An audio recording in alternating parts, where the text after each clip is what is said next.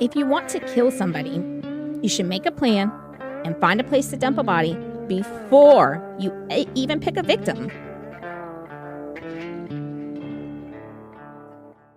And that is William George Bonin. Bow, bow, bow, the Freeway Killer. For a second there, I thought you were about to admit that you were planning to kill JJ. Oh, I always have a plan and a place. It's just a matter of when he crosses that line too far. One day he might fuck around and find out. This is Jen. This is Becky. And this is Too Close to Home. Yay! Pew, pew, pew, pew. Pew, pew, pew, pew. And of course, we're going to talk about William Bonin. I'm really excited. This is going to be a little bit of a long, gruesome series. So we might put some stories in between, as palate cleansers so you don't vomit. But let's do this. I'm so fucking excited. Because it's going to be a 1, 2, 3, 4-part mushroom stamp episode. Forewarning. Pew, pew, pew. If you don't like rape, you don't like... Hold on. I totally... child molestation... You don't like graphic descriptions of the abuse of corpse and bodies, kidnapping. Are we talking about Army Hammer now? There's a lot of trigger warnings in here. When we get to the really, really bad stuff, because like the bad stuff, I'm not going to tell you to fast forward, but there's some really, really bad stuff that many times I had to take a break during this. Like, okay, I need to go watch like My Little Pony or something because somebody put on some Care Bears because I got the stare. Okay. Oof, yeah, it gets rough. What is it? The 100-yard stare? I've seen some shit. So for the first episode, we're really going to dive into his childhood, his teen years, and his adulthood so that we can really see and really intake the ingredients that go into serial killer soup. That's one of my favorite recipes. Okay. Me too. I have the cookbook. So William, fucking watch out, Betty Crocker. We got Becky Johnson on the scene. So William George Bonin was born on January 8th, 1947, and is known as the Freeway Killer. William George Bill Bonin was born in Willimantic, Connecticut, the second of 3 sons, each of whom were 3 years apart, born to Robert Leonard Bonin Sr. and Alice Dorothy Bonin. Let's talk a little bit about his fantastic parents. Both of Bonin's parents were alcoholics. Ooh, nice.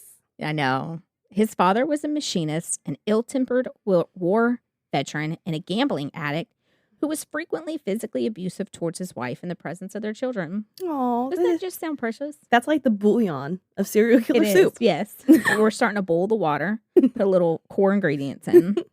A cube of this, a cube of beating, a cube of malice. Yeah. And he is known to have occasionally beaten his sons during his wife's absence. Oh, you know what? It's nice of them to fill in. It is. In contrast, his mother was an overbearing, codependent, and passive woman who suffered from wild mood swings and spent much of her free time at the French Club, a local bingo parlor, as her sons remained unattended at home. I thought you said fridge club, like refrigerator. I was like, I spend time at the fridge club too. Sometimes I get hungry and I just want to build a dill pickle or something. Exactly. Nope. It's classier. It's French. French to club. get you now. Makes you feel better when you're going to the local bingo hall when you're like, I'm going to the French parlor. Oui. Bonin's father lost their home in Andover, Connecticut in a high-stakes poker game in January of 1950, forcing the family to reside with Bonin's maternal grandmother. She's a material girl, though. Right. And continuing to spend his money each night by gambling and drinking at local bars. So there's a couple different stories if you look him up. One says the home went into foreclosure, a couple different things. But I read a book, which I will cite in my sources later on. I should have done in the beginning. That he, in multiple places, say he lost it in a poker game. So he bet their fucking house in a poker game. That's it. It's a wrap. I'm stabbing JJ right in the fucking throat. We're calling that a Jack and the Beanstalk kind of deal. Hold on, I got these magic bees. Right? I'd be like, when someone tried to show up and take it up, like, okay, listen here. Listen. I don't know what kind of bullshit game y'all were playing in your mom's basement, but you're not taking my fucking house. No, not today. Not today. You got the deed? Because this bitch we know is not paid off because this Joe here can't stop gambling and spending all our fucking money. So you know I didn't pay my mortgage off early. We got several mortgages. So you won't have to go through that shit first and all the other liens. You know what? On second thought, here, the bitch is yours. Here's the mortgage You're payment. welcome. You're welcome. Here's my login. Take that motherfucker with you. Consequently, the siblings were severely neglected as children, with their parents seldom present in the household. While living in Mansfield, Bonin attended Annie Vinton Elementary School with his younger brother, with whom he was frequently seen roaming the town. At school, Bonin was known to classmates as a juvenile delinquent who was often in trouble or absent, poorly dressed and unkempt, aggressive with peers, and had no observable friends, and was often bullied for his strange behavior. Ashamed of his sexual attraction to younger children and male teachers, Bonin isolated himself from others to whom he struggled to relate. Neighbors in Mansfield later failed to recollect either parent spending any significant time with their sons, and one neighbor, observing their unkempt, dirty, hungry condition, occasionally provided meals and clean clothes to him and his younger brother out of sympathy, noting that they made their own food. So even the neighbors were like, these poor little churns. Let me take something over to them. Somebody throw them a scrap of bread, okay? Ain't nobody feeding them. On September 6, 1953, at the age of 6, Bonin's mother placed Bonin and his older brother in the Franco-American orphanage located at 357 Pawtucket Street in Lowell, Massachusetts. So this was less an orphanage, and more students were kids the parents were unable to maintain control. So it was called an orphanage, but really it was like an kid alternative prison school. Yeah, there we go. Kid prison. I'm here for it. I was about to say, I was like, you know what? That had to be a happy day for them to get out of that. Oh, no. Kid prison. Mm-mm. Okay. And since it was a Catholic convent, you can just imagine. Those fucking nuns, man. Ooh, boy, let me tell you something.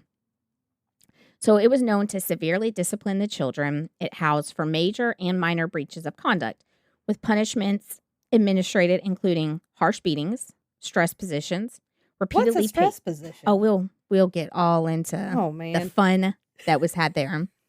Repeatedly pacing staircases until exhausted, and partial drownings in sinks filled with ice water. Yes, that face says it all. First of all, you gonna drown me, then you put me in ice water? What is this, Titanic? In more extreme cases, orphans / kids that their parents didn't want faced alleged assaults such as having their heads dunked in toilets and being threatened with knives by older children, as well as being left with hematomas on their heads and buttocks from beatings received by the nuns. Damn.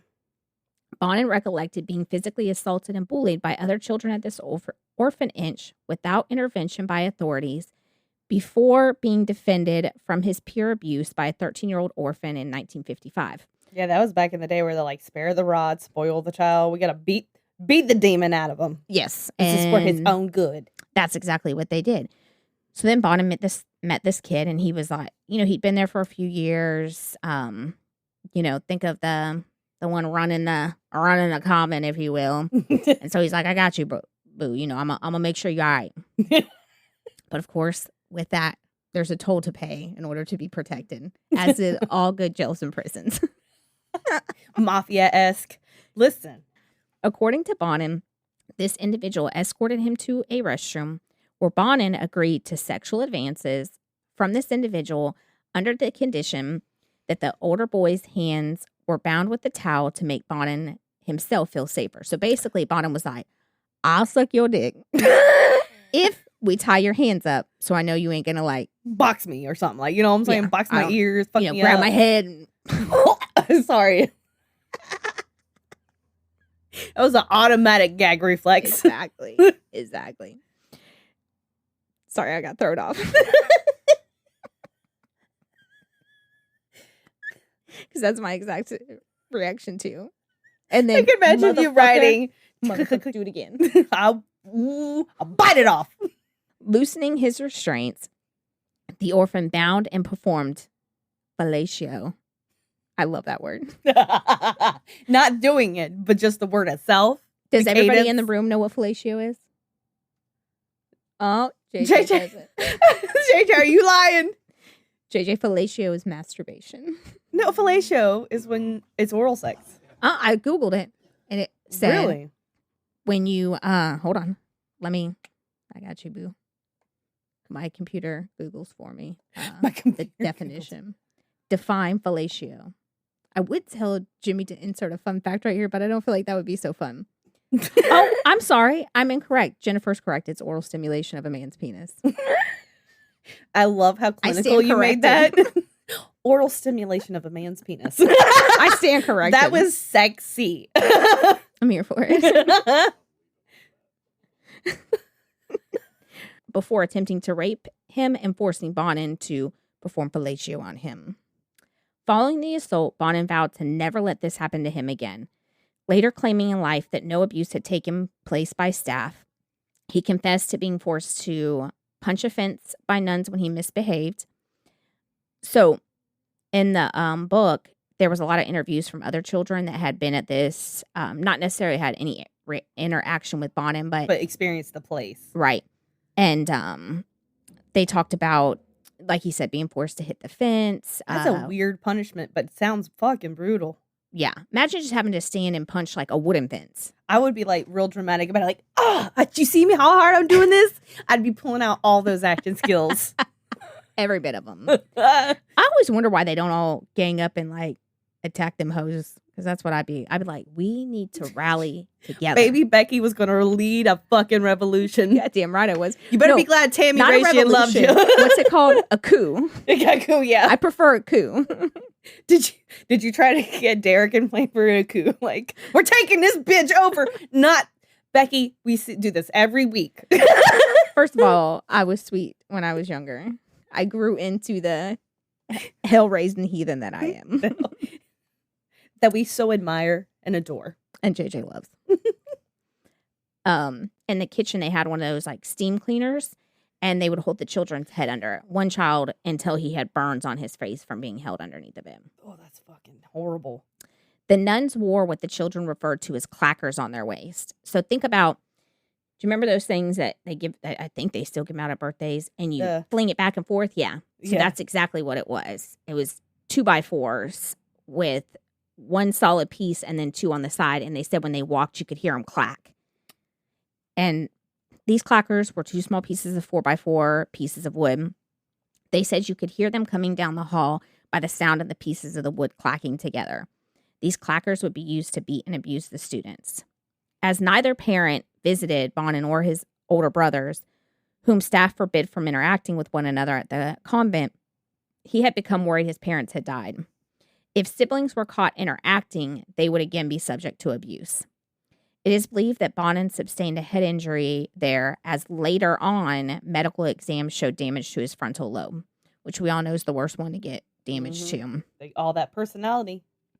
Bonin remained at the Covenant until May 31st, 1955, when he was returned to live with his parents in a home owned by his maternal grandfather, located at 465 Stafford Road in Mansfield, Connecticut. Bonin and his brothers were frequently placed in the care of their maternal grandfather, a child molester who had sexually abused his own mother until adulthood. Bonin's mother suspected that her dad was molesting his grandsons during the prolonged instances they were under his care, but, she had appointments at the bingo hall, so as is more important things to deal with. Bingo! While in Mansfield, Bonin started really showing his true inner darkness. During this time, a neighbor witnessed Bonin put his brother up against a tree, stand there, and then throw sharp darts at him while he was there. In 1957, Bonin was arrested for stealing metal tags from vehicle license plates, and he was placed in a juvenile detention center for these offenses and various other minor crimes. So then he just started, don't ask me why they were stealing metal tags, but I guess it was the same reason I remember kids stealing when I was a kid, breaking off signs. Well, that, and they would break off the things off people's car, the Mercedes-Benz signs and stuff. Oh God, yes, I remember that. And it's like, what was the fucking point other than just damaging someone's expensive ass vehicle? Exactly. Let me bend their antenna. What? Yeah. God, remember when there was antennas? The fancy ones that would come up like and turn the car on. Those were the days. And they will never know the struggle. Have to roll down your own fucking window. And the anger you could put in it. While incarcerated, he was molested by an adult counselor assigned to control and monitor the Damn, juvenile. he did not have any fucking chances. He did not whatsoever. And I feel like all of So this is this the carrots and the potatoes of the soup? It is. I feel like all this is important to include because when you find out what he did later, it is by no means excusing it, but it's like, Makes sense. Yeah. So you went to the covenant, got beat your ass got beat by nuns, your granddaddy molested you, a kid in the covenant molested you. Now you were given fellatio, and then still got fucked up. You know, like, I will do this consensually, even though you can't consent at that age. Right. As long as you tie your hands up. Now you're at the juvenile center getting molested there. So following his release from the detention center, he began sexually fondling his younger brother. After 6 months, Bonin's younger brother informed their mother of the fondling, prompting his parents to force Bonin to sleep in his own bedroom. That was it. Just told him, don't sleep with your brother anymore. Go in your own room. Yeah. If you don't like it, just put him in don't sleep with your brother. What? Yep. That might as well be a boys will be boys. Yeah. Well, it was like time. Be like growing up with Josh Duggar. And moving on. Bonin later confessed to fondling and orally copuling younger boys and stripping in the presence of a 10-year-old girl. At age 12, he stole a car and ran it into a police car. He only got probation and had to pay $300 in fines and damages. So all that we just talked about has all happened before the young age of 12 years old. Damn. 12. That's fucking wild. Hood rat things with his friends, you know? Well, all the adults molesting him, I don't know if I call those hood rat things. No. Or very tragic events in his life. Listen, I'm trying to cope right now. This is really traumatic. In late 1960. See, that's how you gauge how much more I'm either drunk or uncomfortable I am, is how many jokes I'm about to tell you. Yes, same. I'm like, we're all uncomfortable. Let me make an inappropriate joke. Let's bring that level up. That should break the ice. No, things are just more awkward. Yeah, but look on their faces did not go over well. You know what? I think we'll fix the problem if I make another inappropriate joke. Yeah, well, they're not all hits. What? People are walking away? Okay, I raise the bar. You know what? High. In that case, I'm going to start doing this a lot more often. This is a people deterrent? Fuck yeah. Glad I found that out. Where was that in middle school? In late 1960, Bonin's mother kicked his father out of their home, earning custody of her children, with the court declaring his father unfit on grounds of spousal abuse and frequent drunken absences. Listen, everybody already beat their kid in those days. Like, right? Everybody beat everybody. It was already violent. How? And then nobody got in trouble. Mm-mm. How fucking violent do you had to have been for the court to be like, listen, you took it too far. Because, you could beat your kids, and that was okay. So you really had to beat your fucking kids. You had to be, like, making everybody uncomfortable. Like, listen, when you start giving them black eyes, you might want to back off. When there's frequent hospital visits, we got to stop, bro. Right. Somebody's There's only so many doorknobs they can run into. Not to make light of the situation. Again, coping. More jokes, the more I'm coping.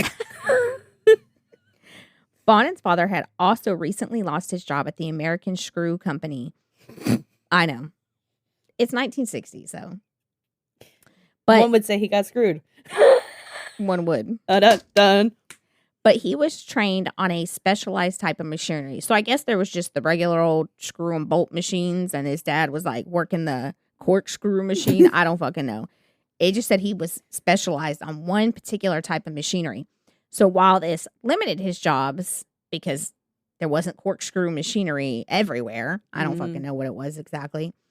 It was specialized. So this helped him obtain a well-paying job in Downey, California as a machinist. With this prospect of new income and better finances, guess what? His parents got back together, as they always do. All of a sudden, she's like, I thought I didn't love you, but we all know I can't let this go. Turns out I do. What days of the week you get paid? Thursdays. Good to know. Let's go out to dinner Thursday and reconcile. In early 1962, the family relocated to 2417 West 187th Street in Torrance, California. Jimmy's Fun Facts.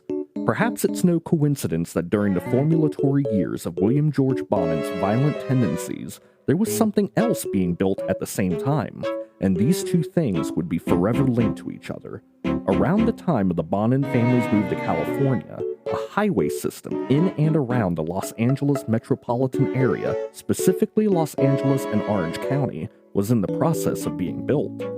This was the very same highway system that Bonin would terrorize in the years to come, giving him his epithet, the Freeway Killer. They made a big deal about it in the book. They were like, when he moved, they were building the highway that he later was going to be highway to hell. Yes. So Not the highway as you see, to am hell. bullying Jimmy into doing what we want. As you know what, he likes it. He's asked for it. Okay, Exactly. nobody's brought charges yet. He's afraid. Jimmy, there is ways out. I'll slide you a 1-800 number later. 1-800. Just kidding. I need you to do the podcast. You're stuck. Try and tell somebody. I'll deny it ever happened. Bonin attended North High School in Torrance, where he was regarded as a social outcast who scarcely interacted with his peers. Although his younger brother later recollected that Bonin was an outwardly well-behaved teenager with an apparently caring personality who he nicknamed Goody Two-Shoes for his temperament. I was slightly confused on this part because I'm like, wait a minute, you mean the kid that stole a car when he was 12 and ran into a police cruiser and was stealing shit off of cars and went to He's the goody two shoes. Like, Yeah. how bad are these other kids? Exactly. God damn. How bad are you guys? Like- He'd give you the clothes off his back, Paul later remarked of his brother's generosity.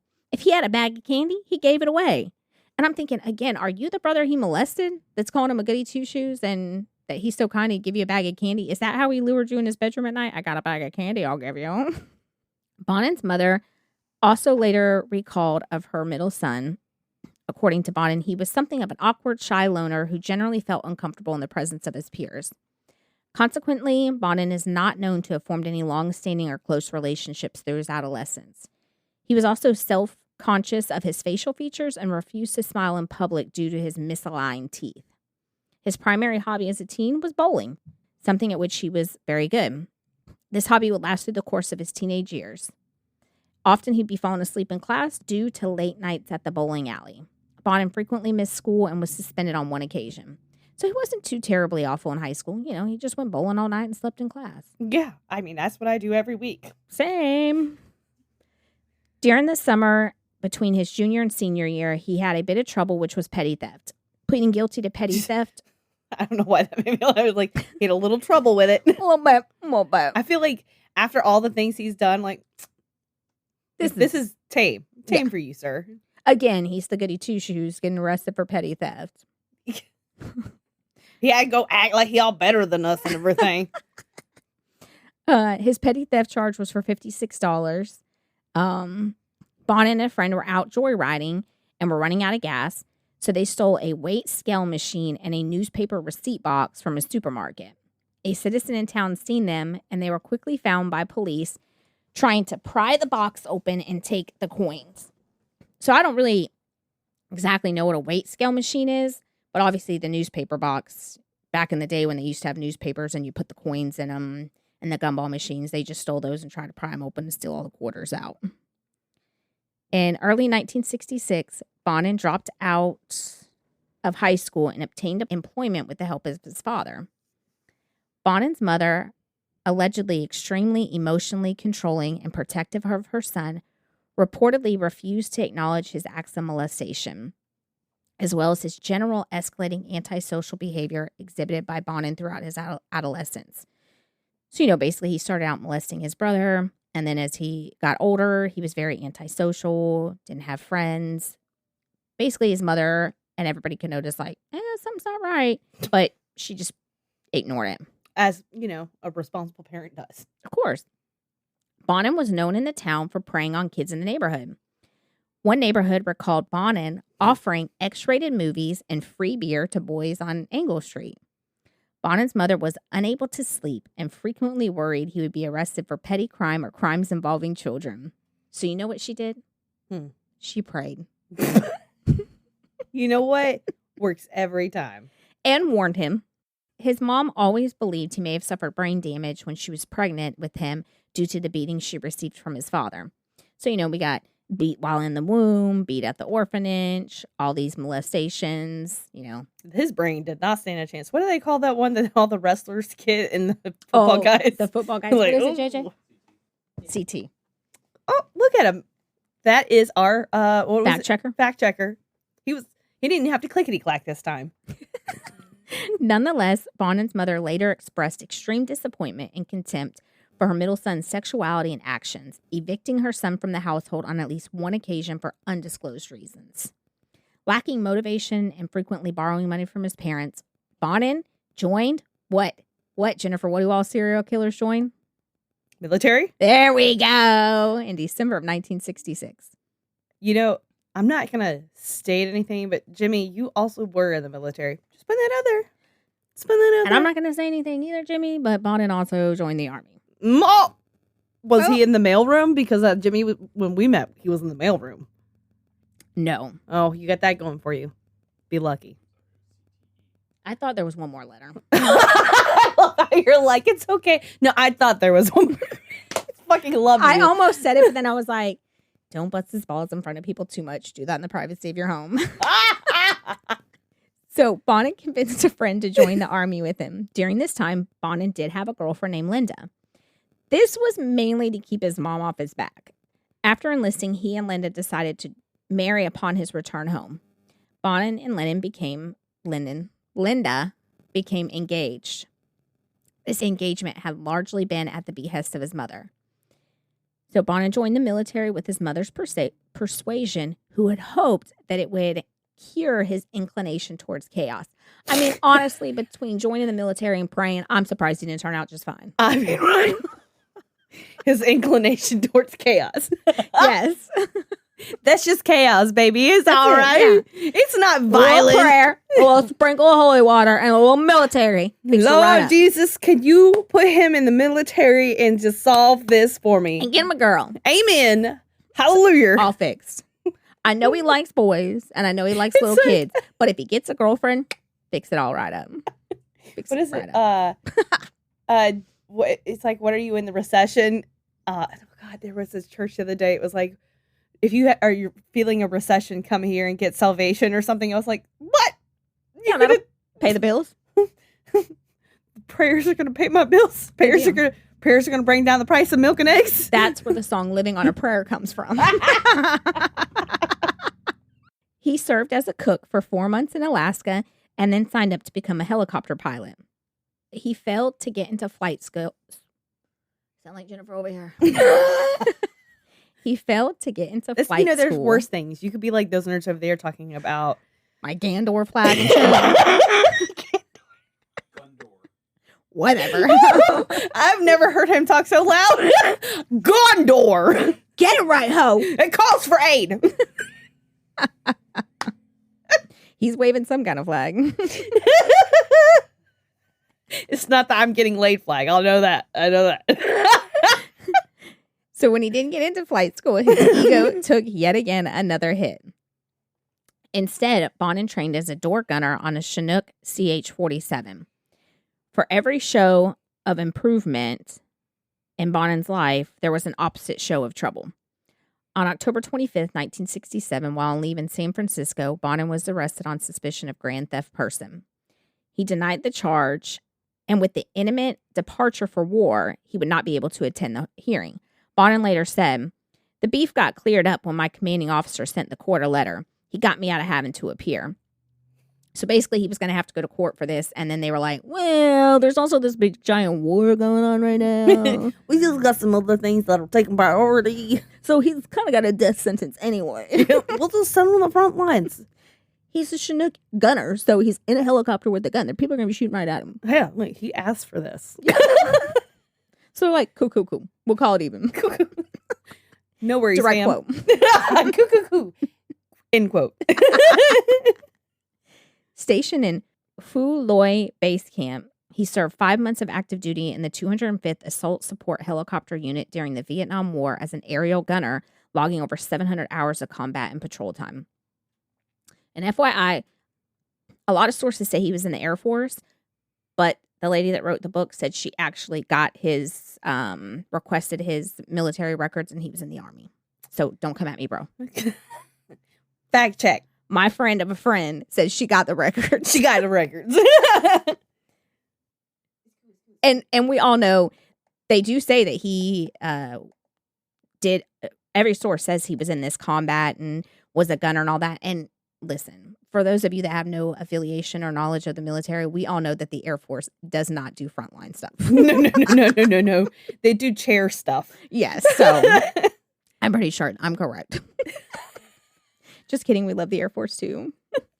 Memorial Day special right here.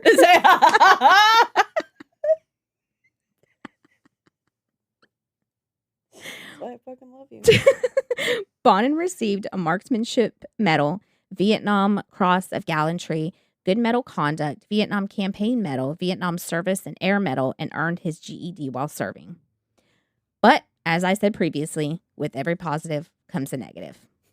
Bonin would later claim that his experiences in Vietnam installed a belief with him that human life is way overvalued and that humans generally overestimate their value in society. Says this guy. He's like, you know what? I'm just letting you know. Not all of us are A's, okay? I hate to say it, but when he says that humans generally overestimate their value in society, I'm here for it. That's true. Like, everybody like, what will they say? Bitch, they so worried about what you going to say. Ain't nobody paying no damn attention. Everybody thinks they're so important these days. You're your own main character. They're their main character. Ain't coming across. We all are important, though. Well, you're important to me. Thank you. And you're important to me. Oh my God, I love you. And you guys, okay, whatever. No, I'm just kidding. Just kidding. JK. We love you. It's So not at anyway- all because I'm financially dependent on you, Jimmy. It's not at all that. No. Mm-mm. So again, humans generally overestimate their value in society, emphasizing feelings of power and independence while in the service. Despite this, he is known to have risked his own life on one occasion while under enemy fire to save the life of a wounded fellow soldier. For this act, Bonin received a medal in recognition of his gallantry among the numerous other medals I mentioned. According to Bonin, he engaged in alleged consensual relations with 4 young girls and had a quote-unquote number of homosexual encounters in Vietnam, as well as a 25-year-old female prostitute in Hong Kong. So all of that is for some interviews. He was like, yeah, so I was in Vietnam. I was fucking this girl and a prostitute. So see, I was straight for a little while. We didn't speak the same language, but her eyes said, I consent.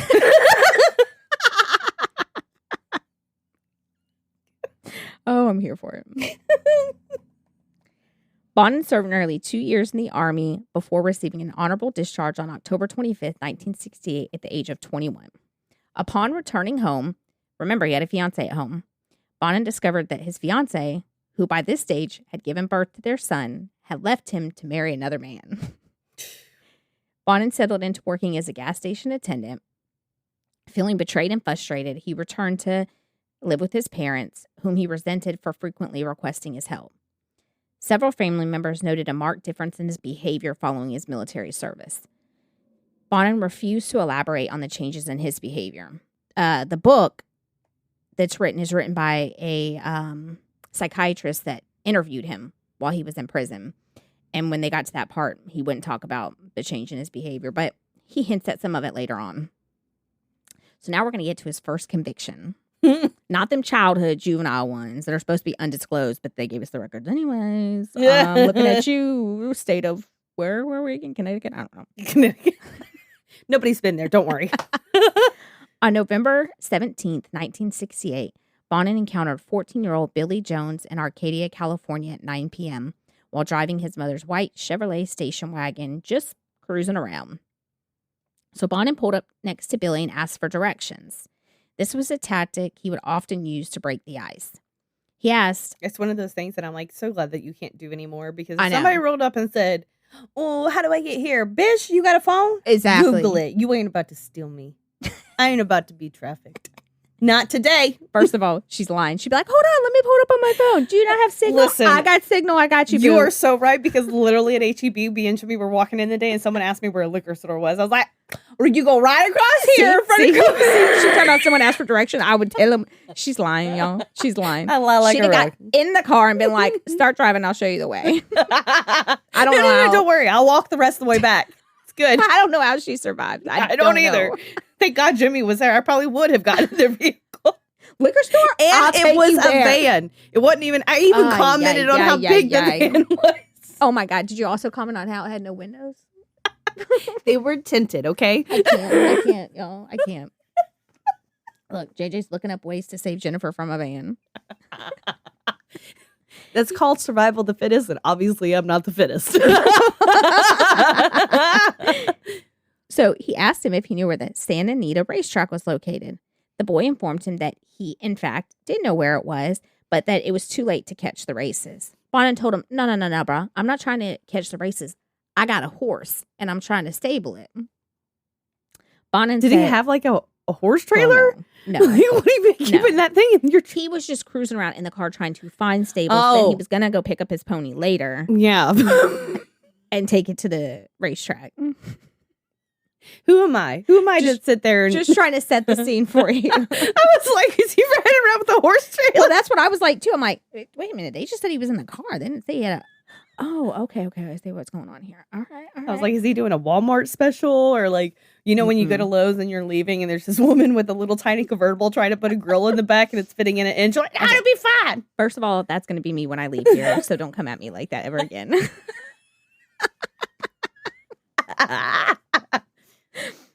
Don't judge me. I'll put it on the top and bungee cord that bitch on there. I'm getting it home though. I'm getting it home one way or another. I'm always like, it can fit. He's like, I don't think it can. I'm like, it can. I literally, before we got our truck, I had to put a bunch of mulch in my car, and they're like, that's not going to fit. I'm like, you haven't seen this trunk. You know how many dead bodies I can put in here? And then they were like, we're very unsettled. Didn't even laugh. They didn't laugh. No. They just like, ma'am. I'm just saying, mulch does weigh like a body. It's a little loosey-goosey, you know what I'm saying? Just like a dead body before rigor sits in. Still no jokes? No one's laughing? Nobody. All right. They're not all hits. I don't know where that came from. Okay. So Bonin told him he wasn't trying to attend the races, but again, was just looking for a place to stable his pony. Bonin said he knew this was the perfect ploy when the boy's face turned into a large grin. After exchanging a few more pleasantries, Bonin offered the boy a ride home due to it getting late and cold. The boy accepted and climbed into his car. Immediately, Bonin began to ask the young boy about oral sex. The youth attempted to flee the vehicle in response to Bonin's repeated questions about homosexuality. Bonin growled and squeezed Jones' genitals before disclosing his sexual motive and parking behind a closed shopping center. Retrieving the youth from his vehicle and handcuffing him, Bonin choked him in the parking lot before threatening to murder and sodomize Jones if he did not comply with orders. Bro, I can't. It's about to happen. Keep fighting. Always, y'all. Keep fighting. Unless you're dumb like me. Keep fighting. Bonin raped the minor as he pleaded for his life, knocking him unconscious during the assault. Jones was then left on a park bench by Bonin, who threatened to kill him if he reported the assault. Returning home, his mother promptly reported Bonin to the police. So the little boy got home, obviously a hot little mess, and his mom was like, no, what we aren't going to do is not say anything. We call him a popo. But Bonin had went outside of the area where he lived, and he wasn't going back to that area anytime soon. He started operating closer to home in the South Bay coastal beach cities. 4 more attacks, almost exactly like the first one, took place in roughly weekly intervals over the next 6 weeks. So we can see the escalation here of our friend. And this is not even the tip of the iceberg of what this man has done. On November 26, 1968, at approximately 12 a.m., Bonin picked up a 17-year-old hitchhiker, John Treadwell of Torrance. Bonin began asking him about gay people and homosexuality before accelerating the vehicle and producing a handgun. While Bonin parked his mother's car in a secluded area, he raped the young man before threatening to kill him if he reported him. claiming he had friends who would aid in avenging him if he told the man of the assault. He often refers to the police as the man. Why the man always bringing me down? Right? You tell the man. I'm just trying to molest a child. That's it. That's it. You would think I was trying to commit murder. And I say, not yet. Not yet. During the assault, Treadwell was bludgeoned with a tire iron. Oof. On December 4th, not even just a week later, 1968, it was reported to the Torrance police by 17-year-old Alan Pruitt that a man with a medium-length dark hair and olive complexion had offered him a ride before deviating from the highway and handcuffing the boy, who was extensively sexually assaulted in the vehicle. While driving, the suspect became visibly angry before asking the minor whether he knew there were homosexuals in the world and homosexuality. The victim reported the incident to a teacher at the high school, who in turn reported to the vice principal, which caused a delay in the reporting to the police. Just call 911, y'all. That's it. Like, what are you gonna? You're not wasting it. It's literally what their job is. It's not wasting time. Just fucking call 911. Guess they were following the chain of command. I don't know. Fuck that chain.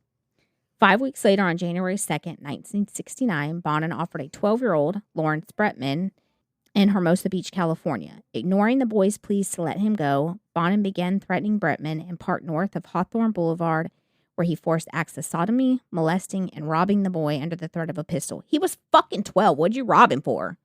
His fucking dum-dums in his pocket? Got a Lego, maybe a Hot Wheels. Right? He then threatened to kill the victim if he ever reported the incident. On January 19th, 1969, at approximately 1 a.m., it was reported that Bonin had picked up 18-year-old hitchhiker Jesus Mongu, asking him about homosexuality before offering him $20 to orally copulate him. When Jesus attempted to exit the vehicle, Bonin punched him in the stomach and chest before squeezing his genitals. Squeezing the genitals is a thing he does weird. through the whole time. It is so fucking weird, isn't it? Remember when the Rasputin episode, the one guy was like so mad he squeezed like he just grabbed his junk, and everyone's like, I just can't imagine the looks of everybody's face, like the what the fuck, just the confusion and the pain and the. You know what? I'll tell you what. This week, every time JJ makes me mad, I'll grab his junk and I'll tell you like if we can figure out what the reason for it is. I'll just grab it and squeeze it. You might enjoy it, so you have to really put the nails in it. You know what I'm saying? Yeah, I'm not being nice about it. Probably would. We'll report back to you next weekend. Our thoughts, both of our thoughts on the process. I'll tell you how it was for me. He can tell you how it is for him, if he can still speak. Yeah, I won't have felt a thing. During the assault, Bonin threatened Jesus, stating, "I'll rip your nuts off if you don't cool it." This victim was also sodomized. By this point, extensive efforts were being made by the local police to locate a potential serial rapist that fit Bonin's description. On January 28, 1969, at 2:30 a.m., policewoman Peggy Duvall confronted Bonin. He had a frightened 16-year-old runaway Timothy Wilson present with him in his mother's vehicle. Noting Bonin's frantic state and similar profile to the rapist, she promptly searched him and retrieved handcuffs. During the request, Bonin repeatedly advised her to incarcerate him before sobbing, insisting he was not responsible for his actions. At one point, Bonin stated, "Please, you've got to help me. You should incarcerate me, not let me be free because of the way I am." Apparently, he said this numerous times to every officer during his arrest, during his booking process, everything. He kept telling them, "Y'all, just fucking lock me up and throw away the key. I ain't right." And everybody was like, "Some up there ain't, it's a little." And everybody was like, "It's cool. If I got a few crayons short of a shed or whatever those people say, nothing's working right." And everybody was like, "It's cool. I'm just going to let you know right now, I like to grab testicles. Don't know why. Well, part of that sounds normal. They're like, "It's all right. We're sure you didn't mean to." It was an accident. Boys will be boys. He was indicted on 5 counts of kidnapping, 4 counts of sodomy, 1 count of oral copulation, and 1 count of child molestation against the 5 individuals he had abducted and assaulted. Or, in the case of the final youth, he had just abducted and attempted to assault since the previous November. So we're in January.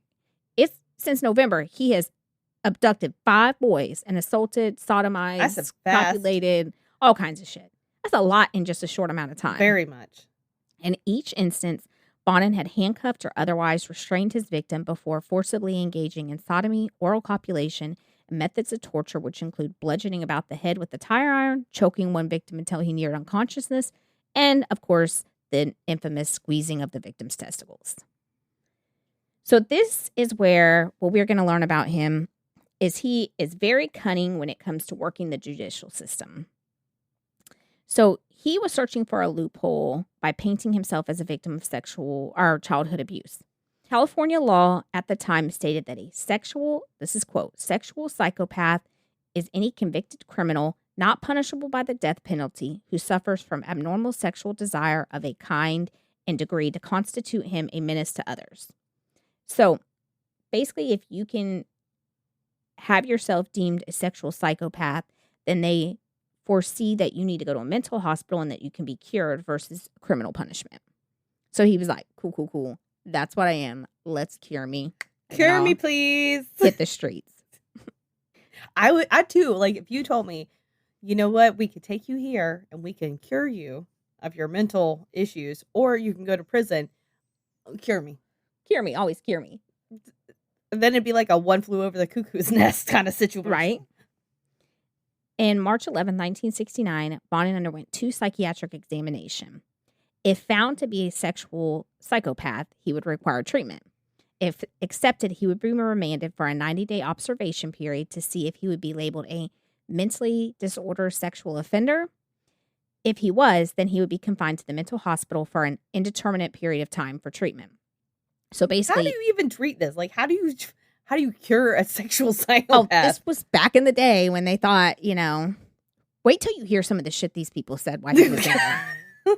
You're going to be, there's many times that I had to be like, I need to Google this. Like, initially denying early childhood abuse, Bonin later confessed to being fondled at the age of 8 and suspecting he was molested on various occasions between 9 and 12 years old. He suspected. It may or may not have been happened. a molestation. I don't know. Might have been a dream. See. Which way do you need me to go to be cured? What gets me into the Jello line? In May 1969, Bonin recounted to a probation officer his recent stressful separation and admitted his guilt in molesting male youths, although he also expressed desire to start a family and become a pilot upon release. Sure. As soon as you get out, we're going to give you a pilot license. Wink. Exactly. He also expressed a belief that his Vietnam service contributed to his criminal behavior, emphasizing his difficulty in seducing female partners since his return. In his final evaluation, he was found to be seriously lacking insight and responsibility. Well, I mean, you can't say that. He did tell them, lock my ass up. He did. I'm responsible for some weird ass shit. And when no one listened, then he was like, okay, cool. I can be cured. Fine. I believe you guys. I'm all right. In all actuality, it's kind of their fault. Yeah.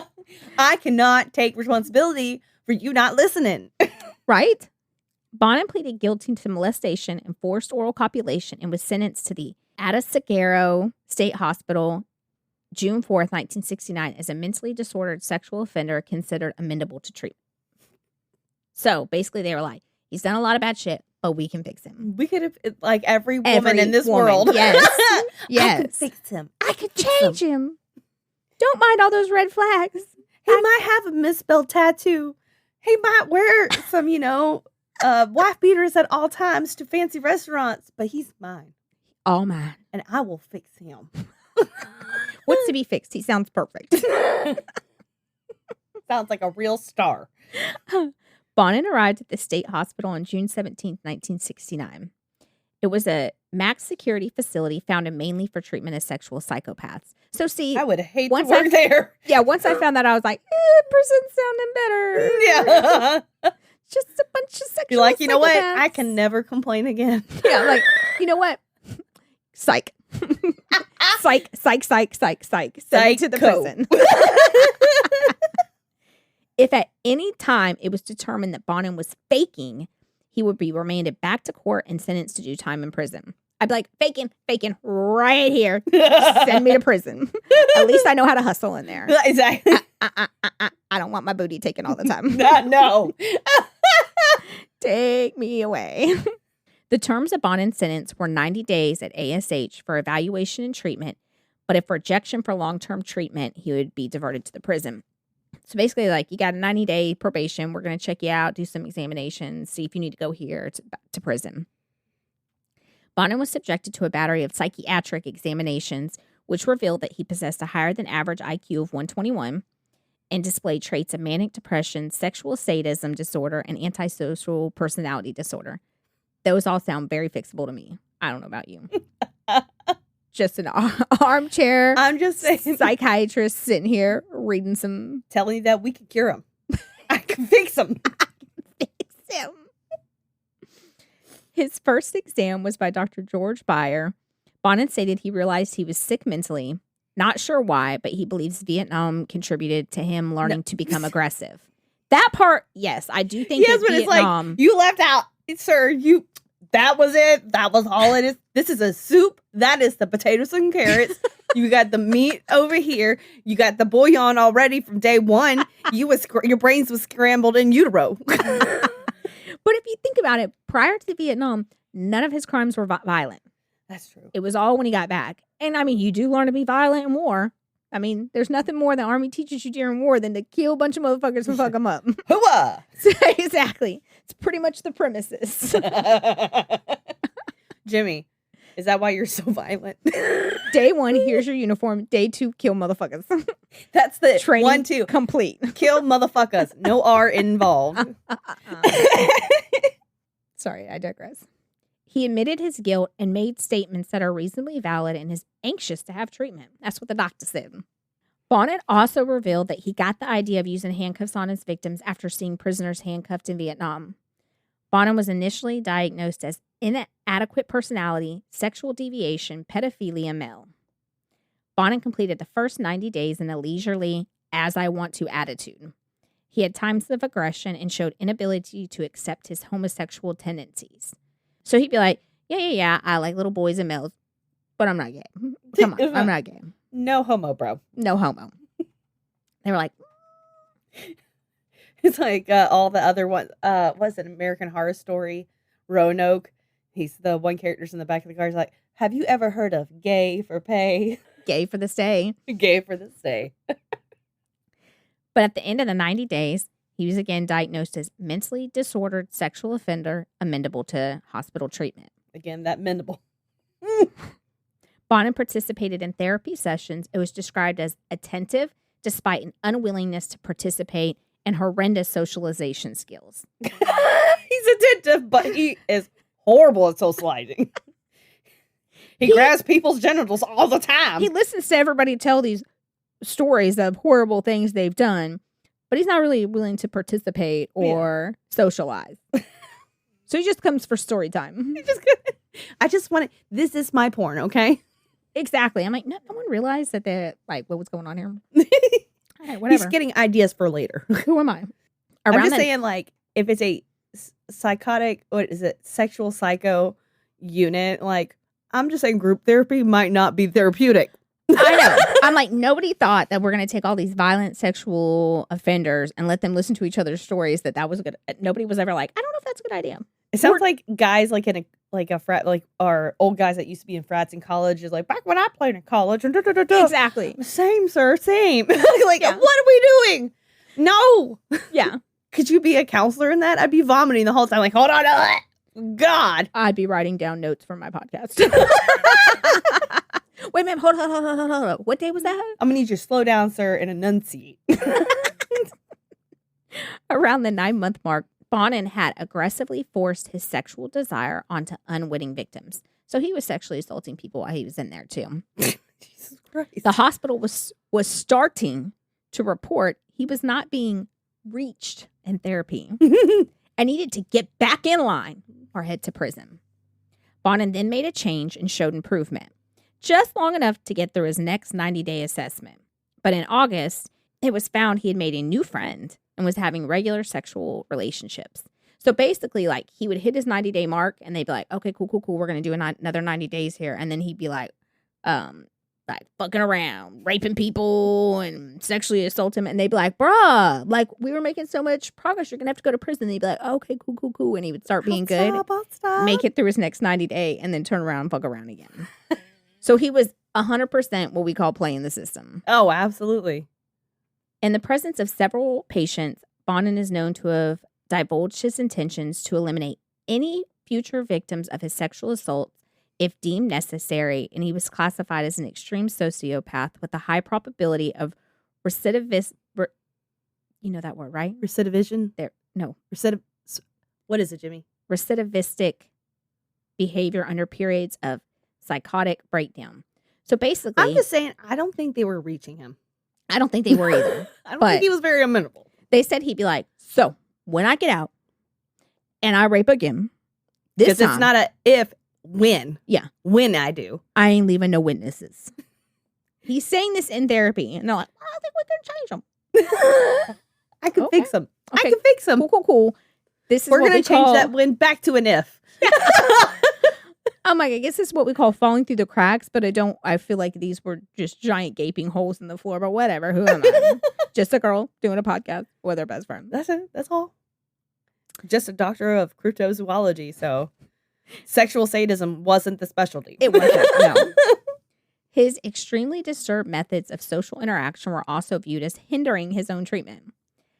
Bonin learned to parrot back what he You know what? perceived. I'm going to be a psychologist. Because I feel like those all obvious things. Like, I think we're not reaching. I think he's not going to be a good candidate. I don't feel like he's amendable to treatment. But who am I? Bonin learned to parrot back what he perceived psychiatrists desired to hear from him, believing he could manipulate the psychiatrist into granting him an early release. One psychiatrist wrote of Bonin that he wanted to straighten himself out, but doesn't know how to go about it. I'm like, did they just give out these degrees back then? Like, you know what? You look like you know some things. You got the glasses. You're very studious. I feel like you'd be a professor. You know what I mean? Done. Here you go. Who really knows the mind anyways? Exactly. It's all just a guess anyway, so get out there and guess. It's fine. It's fine. It's cool. It's cool. It's cool. It's cool. On December 10th, 1970, his report stated he says he wants to change, but his behavior does not mirror his words. 12 days later, an order was issued for Bonin to return to court. On January 14th, 1971, he was transferred to the LA Superior Court, where he would await a judge to decide if he was to go to prison or back to the state hospital. Bonin had written a 9-page letter to the doctor requesting continued treatment at the hospital. This prompted the judge to call ASH and speak to the doctors. They admittedly stated he was not responding, nor was he going to respond to treatment, and was a danger to men, women, and children. I really want you to remember that sentence, okay? The judge ignored them and gave Bonin a stern lecture and then sent him back to the hospital. Like, sir, did you not know what the fuck are you doing? So at this point, the doctors are like, all right, enough's enough. Like, a stern lecture. Okay, that really solved it. Thanks, You know what? I Judge. need someone to go over to Russia and give Putin a stern lecture so we can stop all this war nonsense. I got the man for you. I'll write him a 9-page letter. Totally. So when he returned, the doctors immediately were like, all right, y'all, we got to start figuring out how to get this motherfucker to prison. After many reports and reaching out to the deputy director of mental health programs, they were finally able to get an approval to get him transferred to the prison. On July 7th, You know they had a party that day. oh, yeah. Like, if you work with sexual psychos and that one's the one that you're going to cheer about, like, whoo, Girl. he must have been bad. Bad. On July 7th, 1971, Bonin was sent to the California Medical Facility after being declared unsuitable for further treatment due to repeated sexual engagement with inmates, 2 of whom were mentally challenged, which resulted in his being beaten on several occasions. Wow. In addition to alienating and irritating fellow patients. The irritating. Low scale there. So they're like, I'm just saying, not only did he fuck with other inmates, he irritated them. while in prison, Bonin was subject to further psychiatric examinations, which in a summed up way stated he told enough truths in his life to display superficial insight. So basically they would be like, tell us about your childhood. So he would tell just enough for them to be like, oh, he's so insightful. He really sees the inner things that are bothering him. He was then diagnosed as an explosive personality, which I am diagnosed with as well. Because you're dynamite, baby. and homosexuality with aggressive and sadistic features. Features. You mean mainstays? June 11th, 1974, after doctors concluded he was no longer a danger to the health and safety of others. Again, I could be a better doctor. Girl. And I almost get myself killed at least once a month. You're always a danger to yourself. I'm always a danger. During his time at prison and through his therapy, he was a roller coaster of improvement and anger. Many reports from the doctor stated he was unwilling to change, and in one report states, almost at a loss at how to proceed in helping this individual. I'm just saying, like, dog, they didn't prepare me for this. When I went to my Cracker Jack school where I got my diploma out of the box, they didn't tell me nothing about folks of his likes. Like, I'm just saying, maybe I'm out of my element. But months later, they would downgrade his diagnosis and state, quote unquote, his identity as a homosexual and his identification with the gay community should provide the outlet he needs. So he just needs like a good time at Pride Week or something? Like, what is that? Exactly. That's exactly what Do they you realize said. everybody else in the parade is in danger now? They were like, I think if he just got with some gays, If he just it went would to straighten him a right drag out. brunch, you know, something along those lines, he would be fine. It'll be great. What? No, God, everybody's in danger. Everybody's in danger now. I don't really know what's going on here. I was so confused through so much of Like, this. I'm what do you think homosexuals are like? Because I guarantee you that's not going to fix him. apparently their thought process was he's gay, living in a non-gay world. You know So what? if we put him in the gay world, he would feel included and he wouldn't feel so out of sorts. And then he wouldn't want to. If only they molest had children Queer anymore. Eye for the straight guy back in those days, they'd be like, Yeah. you know what? We need to get JV in here. Somebody got to work on this man's brain. I'm like, part of me, you know, their mind was like, we just need to get him with his people and he'll feel God. accepted. But that's a good concept if you have a gay kid who's like depressed. Let's get him in the community, show that he's welcome, that he's accepted. empowering. Doesn't work for child molesters so much. No. I bet you the same people are the ones like, I don't want no transgender man in my bathroom molesting my child. Listen, that's not how this works. That's exactly the people that were doing this. I think if we just get them with the rest of the gays. You keep your kind with your kind. That has always worked in history, right? Always Always. worked. There's no such thing as civil rights or the apartheid. Jesus Christ. History tells us anything. It worked. So well. God damn. In June of 1974, I am proud to say he was cured and he was released. Jesus. In August, the court hearing, it was recommended for 5 years of probation due to him seeking employment and therapy. So basically, his 5 years of probation was to make sure that he stayed employed and he stayed seeking therapy. In July of 1974, Bonin rented an apartment in Hollywood with intentions of circulating within the adult gay community, but was largely unsuccessful due to his poor social skills and soon relocated back to his parents' house. While Because briefly that's working, healthy. I know. That's a great environment, too. It is. And probation was like, sure. Family's good. And he briefly worked as a bartender in Fountain Valley, switching his job for employment to a truck driver at Montebello delivery firm named Dependable Drive Away in December 1974. How would you like for him to be your delivery guy? His employment was terminated in February of 1974 for wrecking a trailer. In March of 75, he attended community college classes. Following his termination and increased anxiety, he returned to his old habits Of and grabbing began genitals. to troll for and pick up hitchhikers for potential sexual partners. Oh my God. Cure didn't last long. In the summer, That was they didn't pay for the premier cure, okay? they didn't. Just the bottom of the line. Just one. the standard cure that's got a 48-month turnaround tops. In the summer, Bonin met and established a serious relationship with a single mother to a mentally challenged 5-year-old little boy whom he had met at a Beverly social club in L.A. They see each other often and eventually become engaged. I cannot. Well, that wasn't going to be the end of part 1, but since we're at an hour and 9 minutes, I should probably go ahead and wrap that up and let that be the end of part Listen, 1. it flies when you're like in this story. It flies when you're talking about molesting children. no such time as fun as it is when it comes to molestation. And about the prison telling you can be cured from it. I can fix them. Yeah. When the I can fix them's go, oh, we can't fix them. You got to worry. As much fun as that was, there's even more fun to come. But we've pretty much gotten out of. We've wrapped up right there. Wrapped up his. We laid the foundation. Yes. The foundation for what we're about to really get into. The soup's bubbling. The next episode, shortly right into it, we get into cults and D&D. And yeah. Jimmy, you just said it. Spoiler alert. Back then, people that played D&D were considered to be evil, and they only wish they were that cool. Yeah. Apparently, it was like the gateway into the devil and murders. Nowadays, just like, look at my colored dye. I love the smell of fresh dyes. I need to get some more acrylic paints to paint my figurines.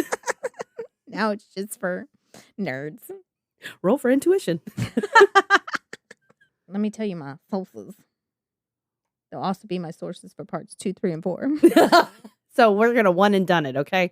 We'll recap them at the end. All That's Interesting, William Bonin. Wikipedia, William Bonin, of course. CDCR, California Capital Punishment Inmates Executed, 1978 to present, William George Bonin. And for some reason, I don't have the book listed on there. So we'll get that to you on that season 2. Come back. We've got it for you. Got it for you in episode 2. Now you have to. Oopsie.